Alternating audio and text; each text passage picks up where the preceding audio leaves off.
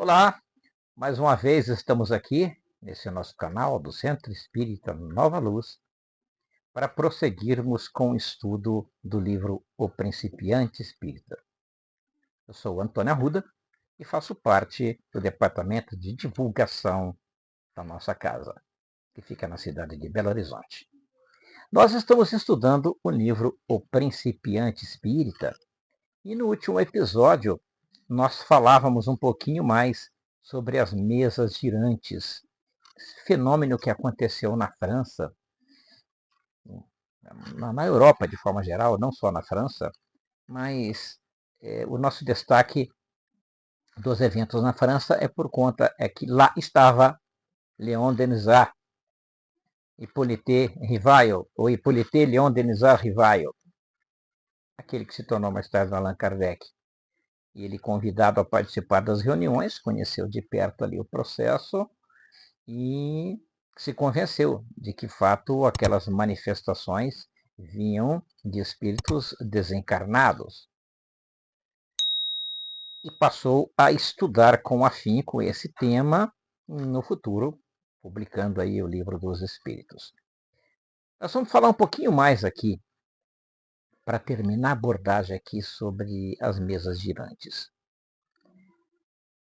Uma coisa interessante que aconteceu na época foi que, entre tanta gente da alta sociedade, ninguém lhe obrigou ao alcance filosófico das batidas nas mesas imóveis em geral, das manifestações dos espíritos. Só um fato impressionava: a sobrevivência do ser humano com os seus gostos, os seus cacoetes e seus impulsos, enfim, a sua personalidade. Há de se destacar esse ponto. Os espíritos, quando se manifestam mostrando peculiaridades, hábitos, gostos que tinham quando estavam encarnados. Porque quando nós desencarnamos, nós apenas perdemos o corpo físico, mas continuamos sendo exatamente o que somos. Gostando do que gostamos, não gostando do que não gostamos, com preconceitos, com preferências, com gostos, não muda nada. E essa ideia da individualidade do espírito, após o desencarne, ainda não estava muito claro na cabeça das pessoas. Pelo menos desta forma, divulgada tão explicitamente. Não se tinha noção exata da condição do espírito após o desencarne. A maioria das pessoas não tinha, porque a gente sabe que essa questão da temáticas como reencarnação, sobrevivência do espírito, isso desde que o homem colocou o pé aqui, já existia o conhecimento disso de uma forma mística, cada um entendendo isso de um jeito, recheado de misticismo, de magia, de rituais, enfim, mas já se tinha. O ser humano sempre teve essa percepção de que as coisas não acabam com o corpo que vai, mas não sabia exatamente como isso acontecia. Quando os espíritos começaram a se manifestar, mostrando que eles eram exatamente o que eram antes de desencarnar, com suas qualidades, com os seus cacoetes, os seus impulsos, enfim, a sua própria personalidade se mantendo, e isso realmente chamou muito a atenção. Chamou mais atenção do que propriamente as mensagens que viriam. Foi muito curioso enxergar e entender isso, e as pessoas terem essa certeza. A França, cognominada a filha primogênita da Igreja, assistia ao naufrágio da fé dogmática, resultando do choque entre a ciência e a religião. Dona de um mais largo e profundo conhecimento das leis da natureza, a humanidade estava preparada para passar da fé imposta à fé raciocinada. Isso é, da crença para a certeza. Essa é a grande diferença. Quando a gente começa a estudar a doutrina espírita, a gente sai da crença para a certeza. Eu não acredito mais em reencarnação, eu tenho certeza dela. Eu não acredito mais na possibilidade de um espírito se comunicar ou me influenciar, eu tenho certeza, eu sei disso. É diferente crer e saber e ter a certeza. A ciência oficial desdenhava tudo quanto pudesse, direta ou indiretamente, conduzir a um postulado de religião. A ciência se definia contra, refratária a essas ideias. Em contrapartida, a religião fechada numa filosofia a priorística reverberava toda tentativa intelectual que pudesse atuar como um sopro sobre o castelo de cartas do dogmatismo.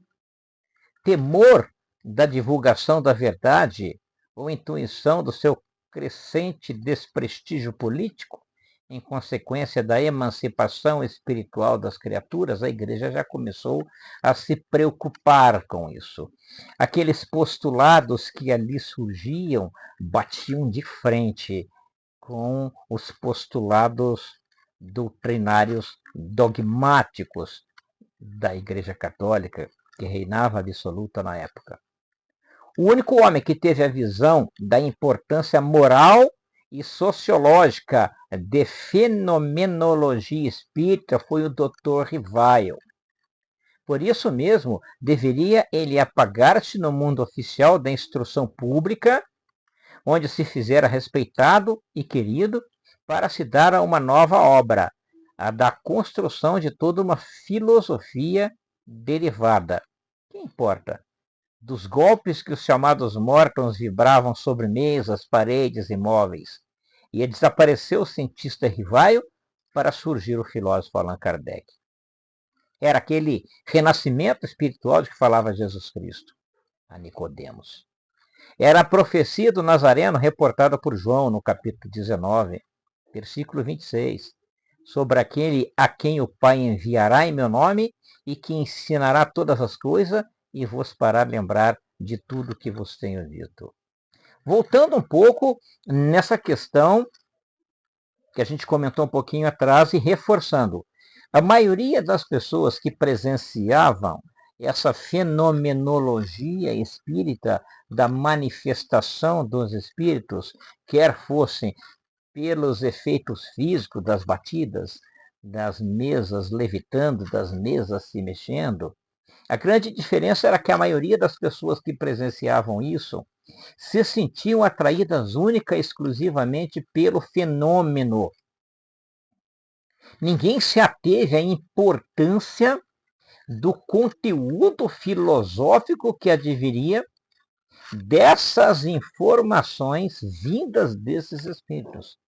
Coube a Kardec ter essa percepção e se preocupar e entender o real motivo daquilo.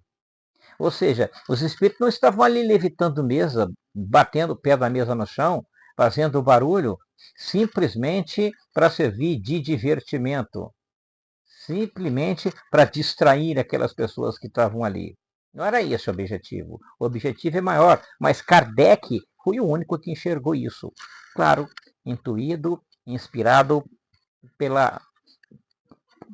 pelo conhecimento, né? Pela intuição da missão que ele tinha. Se nos adentrarmos no texto em outras passagens correlatas, veremos que se trata de um ser despersonalidade, o Consolador, o qual figura nas versões evangélicas que nos chegaram como Espírito Santo. Cabe, entretanto, notar que não se trata de uma individualização, nem da suposta terceira pessoa da Trindade Católica. Estamos em frente a uma expressão genérica onde o vocábulo santo é apenas um adjetivo qualificativo muito respeitoso. E por isso mesmo, historicamente respeitável, posto que sem a necessária força para, com o dogma, sobrepor-se à razão. O escolhido foi Allan Kardec, não o Dr. Rivaio. para significar uma individualidade eterna e não uma personalidade transitória. E ainda, para a ligar a uma etapa em que os valores espirituais eram mais expressivos do que as formas exteriores de culto. A gente nota aqui esse processo interessante em que o Dr. Rivaio sai do cenário das rodas intelectuais da França, onde ele já era muito respeitado, já tinha muitas obras publicadas nos mais diversificados segmentos da ciência, da cultura. Ele se apaga para essas rodas sociais e se volta exclusivamente para a codificação da doutrina, inclusive omitindo seu próprio nome, adotando o pseudônimo de Allan Kardec, para que as pessoas, ao encontrarem as obras, ao lerem as obras, aceitasse, absorvesse os conceitos lógicos, racionais da doutrina, pela racionalidade, pela lógica, pela clareza, e não atribuindo importância simplesmente porque aquilo foi escrito por alguém respeitável naquele cenário da França naquela oportunidade. Então, desta forma, nós temos aí o primeiro passo para que se consolide a codificação da doutrina. No próximo capítulo, no próximo episódio, nós vamos falar mais um pouquinho mais sobre o codificador. Por hoje ficamos por aqui, agradecendo mais uma vez o seu prestígio. E não esquece, aquele joinha para nós é importante. Compartilhar com os amigos, se inscrever no nosso canal, você ajuda a divulgar os princípios libertadores da doutrina espírita. Obrigado.